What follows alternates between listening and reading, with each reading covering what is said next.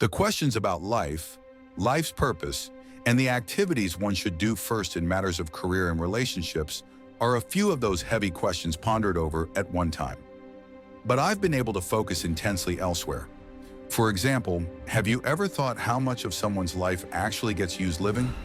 Are we alive then, when in reality all one does is just breathe or sit back and wither?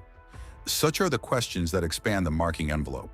So let us suppose the glass half full ideal combined with rationalism, with variation in individual differences, are taken into account. The lifespan on Earth can be anchored at 79 years, give or take. A Monaco resident will have a broader time frame of 90 years, whereas an individual living in Chad will be compelled to anticipate anything less than 50. Regardless of how severe the cut is, however, keep this in mind. Freedom comes at a price. We are all weighed down by life. Think about your body, duties, and feelings. In a case where you sleep 8 hours each night, you will then notice that approximately a third of your 79 years are spent sleeping, thereby lowering that 79-year expectation to a mere 53, which are approximations. No doubt you are at school or wish to attend school. If you are watching this video in America, this is accomplished for a minimum of 12 years. That is 8 hours daily, 5 days a week, and 36 weeks annually. This equates to 17,280 hours just within the four walls of the school. But wait, we also have to add time consumed in homework and out-of-school activities, so this number gets pushed to somewhere between 22,000 and 25,000 hours, which is about 3 years. If we include college or post-secondary education, then at least 5 years, bringing our total up to 48 years.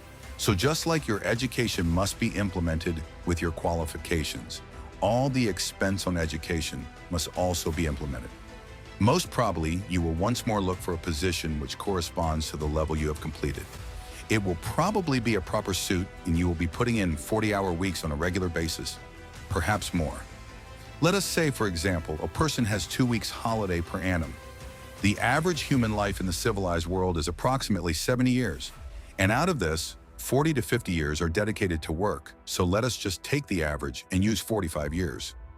In your lifespan, on average, it might take you approximately 10 years, which is nearly 990,000 hours of labor. So now, let us assume we calculate this together. We have precisely 38 years remaining. Depending on your location, if you do not have walking or other forms of transportation available, then driving would put additional hours on your work time. For the most part, commuting back and forth from the workplace clocks in at 1.5 hours. When you multiply that by the length of your work life, one spends 2 years of one's life, or 20,000 hours, plus 17,500 hours. This leaves the individual with precisely 36 years left. During work, relaxation is necessary. Otherwise, all those calories consumed would be wasted. On average, about 32,000 hours, or 4 years of life, are invested in food preparation over a lifetime.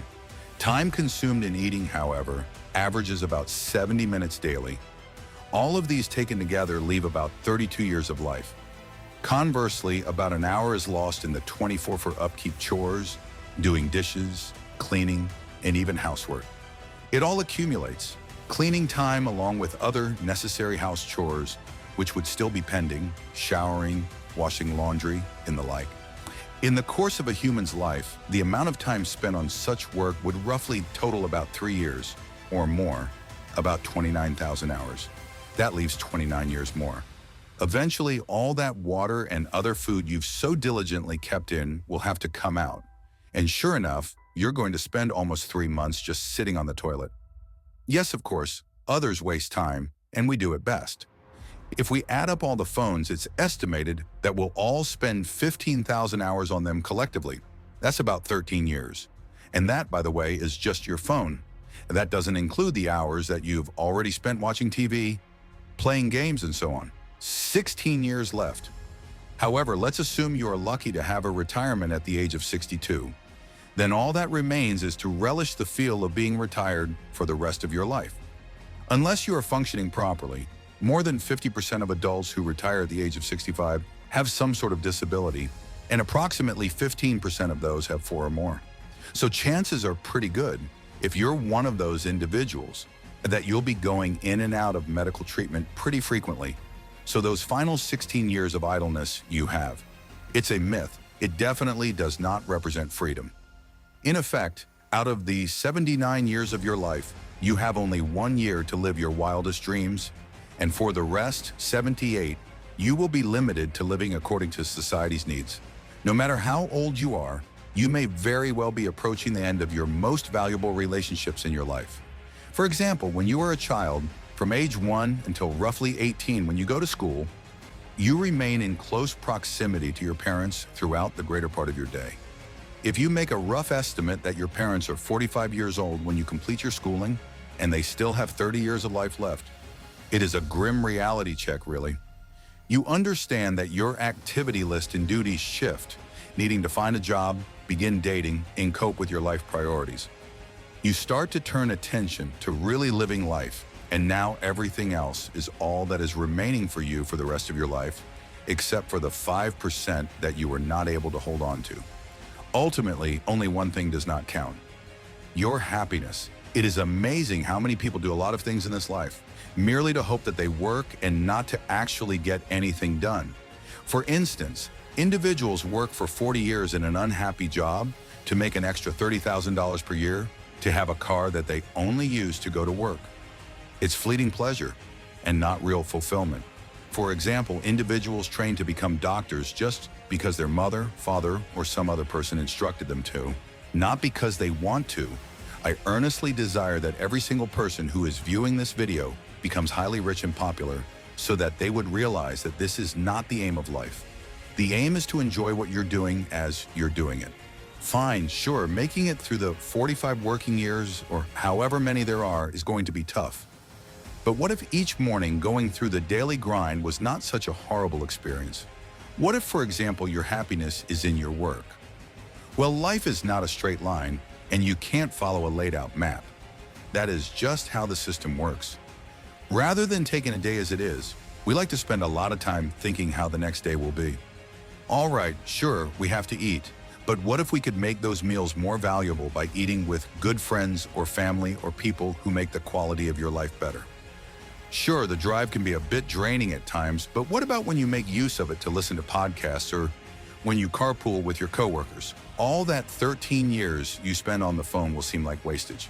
But what if you use that time to build the business you always wanted, or the brand you always imagined, or even a YouTube channel where you speak with people about the humorous things that you think about? You will give people so much value that you never imagined. At Australia's Base Medical Center, we understand how to take care of your well-being while tackling broad global duties. For the Australians, sound nutrition is gaining knowledge on balancing their health within timely allocation when other objectives such as education, employment, or fitness occur.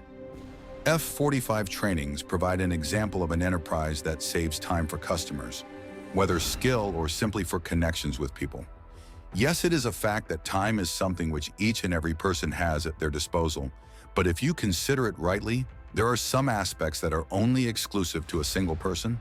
For example, if you lose a huge sum of money, there's always a stream to fill it up. But if a friend chooses to turn against you, there are thousands of others arriving to fill the gap. But on the other hand, time is a real non-replaceable resource. Think of how many times you've been consistently performing an activity just because it is routine and totally polarizing to a common individual, with even the reduction of the period when these kinds of activities would no longer be done. How terrible is that? Life presents us with possibilities. The only other choice is being dull and going round and round in circles. There are choice-changing decisions that can be made, decisions made to create a change of where you were, are, and will be. But so many individuals face limitations throughout life, throughout other individuals' viewpoints, which is the stupid part of it all. There are so many limits that individuals live by, yet they are not barriers of money, time, or status. Instead, it's dealing with how others view you. It follows logically that approximately 90% of the populace would be discontented due to their wrongful prioritization of external opinions. Life doesn't have to be disappointing. There is no need to regret every decision made. Looking at someone succeeding at something, be it on Instagram, YouTube, or whatever, and trying your best to impersonate them is dangerous. That FOMO is bad. You don't need to have an endless loop of hopelessness. Quit telling yourself that when you're much older and can't do a lot of things, would regrets be worth it? Because if so, then those regrets would serve to be worse than a bad breakup or failure, or maybe even worse. It should be remembered that it doesn't make sense to expect overnight results, because if the set expectation is high, well, that's where it ends. The world has existed for about 13.8 billion years, and what may seem impossible is you existing for just 79. So this journey of life that you will embark on is comparatively much shorter, and it's okay because the culmination is much longer. Getting stumped with the time you have doesn't count, and don't forget, keep redefining what you actually want out of life. Shall we remain passive or choose change? Does it make sense to call your boss to quit school or work? Of course not. The objective isn't for things to occur immediately. The objective is to initiate the right changes in due time. Given that remark, it's fascinating to know that if the history of the world were condensed into 24 hours, it is world planes, trains, and automobiles that would only be accessible in the final moments of that time. Begin to ignore any and all negative things in your life, and after you realize that only your opinion matters, everything in life makes lots of sense, and all the noise in your head becomes very quiet.